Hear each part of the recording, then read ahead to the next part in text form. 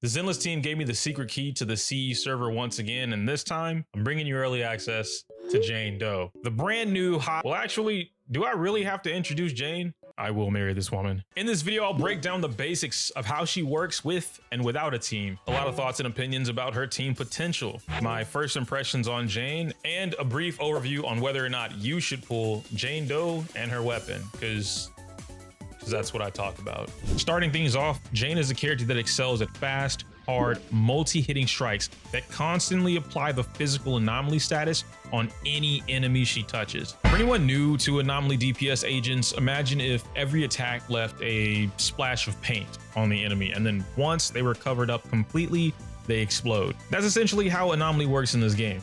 In Jane's case specifically, she has a unique mechanic that allows her to force the assault procs to strike critical hits every single time. This is all dependent on her anomaly proficiency, so stop throwing away your AP disc. And when you do get Jane moving forward, you'll want to keep a close eye on getting this stat up to 420 as much as possible. With just a bit of quick math on her numbers, 420 would give her all the maxed out positives she wants in her kit. Where Jane really shines, and this is something I'll cover more in a future video, is giving the player more control over their own speed without losing damage. To display this, I'm showing you gameplay of me using Jane and others on the team to essentially group or control the mobs around her and wipe them all out at once. The key takeaway here is just how quickly she's able to do this, and in seconds, she can delete the entire floor of mobs, which is huge for any time-based event like Shiyu defense. All of this is thanks to her core passive being so damn strong, and because her entire kit works in favor of this. Even without Seth, she's already giving herself up to about 60% physical anomaly buildup. Of course, the signature weapon plays a big part in that, but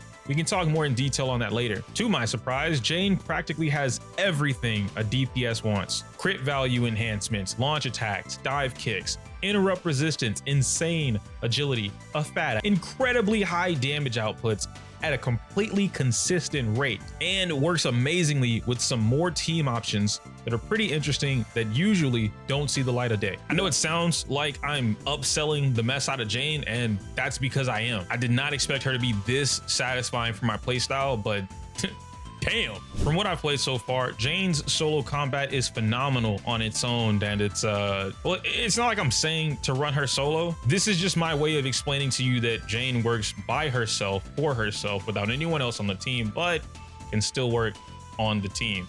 She's kind of like Wolverine in the X-Men, where like you get what I'm saying. Jane is a selfish character at heart, but not so selfish that she can't benefit the rest of the team. A lot of her attack animations have multiple hits and last for a few seconds longer than usual. She even has access to frame one switch tech on most of her more powerful moves, leading into some excellent situations that let her build up physical anomaly without triggering it. Meanwhile, you're able to fully control the incoming character and stack their anomaly, buffs, whatever you want, before a disorder triggers. Now, I've tried a number of teams, most of them sticking with the solid core of Jane and Seth. So let me talk about that for a bit. This core feels like one of the strongest in the game, and I need to emphasize the core, not the team, the core.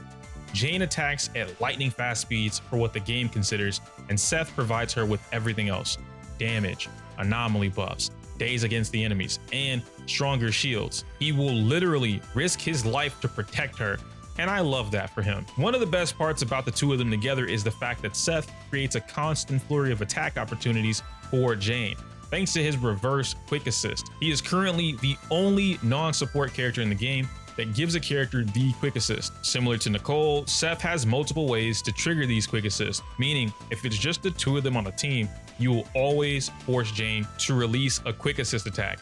And this move hits hard with some ridiculous range. You want to talk about deleting enemies with an assault all at once? This is the way. That's funny because I just finished watching Star Wars Acolyte. That has nothing to do with the video. I'll talk more about these two paired together in their own video, probably. So let's focus on a quick overview of the other team options that might be pretty popular. Jane, Seth, and Grace was one I saw a lot of my community asking about, and unfortunately it's odd. It's not bad, but it certainly isn't as fluid as I want it to be. Grace fits more like a sub DPS in a lot of current teams, But the main problem here is she still has to be on field, moving just as much as Jane would in order to maximize her own shock damage. It's kind of like they're both fighting for field time to do the exact same thing without giving the other ample amount of time to do their own thing. This could also be said for Nekomata specifically if you replaced Grace here. Neko needs a lot more executional work though, and in game, they do work extremely well together, but I don't know if it's worth the trouble right now, especially with the idea of a potential off-field damage dealer arriving in the future. Now, a support character that honestly surprised me was Sokaku. The flat attack boost she gives is fantastic for both Seth and Jane, since each of them benefit from that stat in their own right. And Sokaku loves the anomaly proficiency boost that Seth is giving to the team. So when it works, it really works. What I found myself doing throughout multiple tests was swapping Sokaku for Nicole a lot, and vice versa. If I wanted more immediate CC, I'd go with Nicole. When I wanted more of a raw damage boost, I'd pick up the Ice Demon. When I wanted more of a raw damage boost, that's when I'd pick up the Ice Demon. The last team consisted of Rena, and I believe I saw the highest damage numbers consistently with her as my support of choice, but a lot of switch tech was involved. I'm still working on this one, so give me some time, and by all means, let me know your own team suggestions down in the comments below. I'll do my best to work on those throughout the week before she releases. I think that would give you enough time. Finally, we get into my first impressions of the character, and I feel like I've already done a good enough job throughout this entire video of displaying that. TLDR, she's insane. I love her. And right now, it feels like she's strong with very few checks in the game, that the moment we get a true support just for her playstyle, she'll easily be able to solidify her place as a top 3 DPS for many patches to come. If I were in the position of a new player, pulling her would be easy as pie, since both Sokaku and Nicole are free.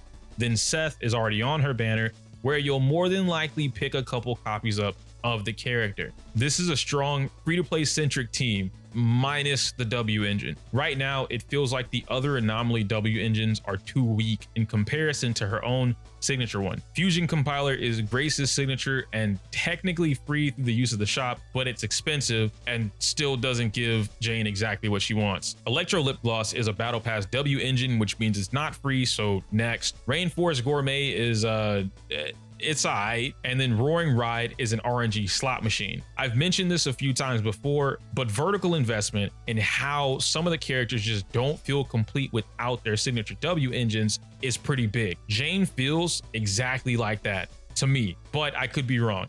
Only more testing and time will tell. If you're a new player who's been saving up to grab the character and skipped at least 2 of the banners so far, you should be well equipped by now to get Jane guaranteed and possibly shoot for her weapon as well. All of that being said, never feel rushed to make a pull decision night 1. You got like 3 weeks to make that decision. Gather up all the data, talk to your friends, YouTuber, content creators, doesn't really matter. You can get the information in 3 weeks. Zenless Zone Zero has steadily been releasing awesome, amazing, banger characters, so I know it's hard, but that's why I'm here, to lead you down a path of bad decisions, but I promise you'll enjoy the ride. If you want to see more of my exploration of Jane and the one-of-a-kind guide I'll drop for her, subscribe to my channel. I'll be delivering more early access videos throughout the week. Per usual, I can't say my usual outro because it's inappropriate for YouTube. Smell you later.